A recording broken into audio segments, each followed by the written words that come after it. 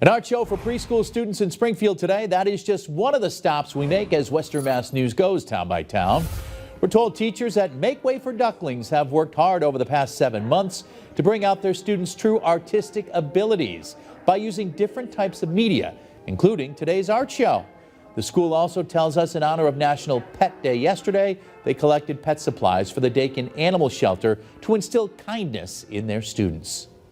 Now to Agawam, where starting this week, Eversource will be installing a new natural gas main along Springfield Street, starting from the Eversource transfer station and ending near the Valero gas station. The project will extend throughout the spring and summer. Work expected to be completed on the project before the start of the Big E.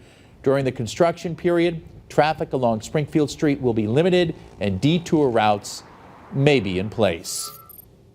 Now to Holyoke, where a summer youth job fair took place earlier today. The event was held for teens and young adults ages 14 to 23.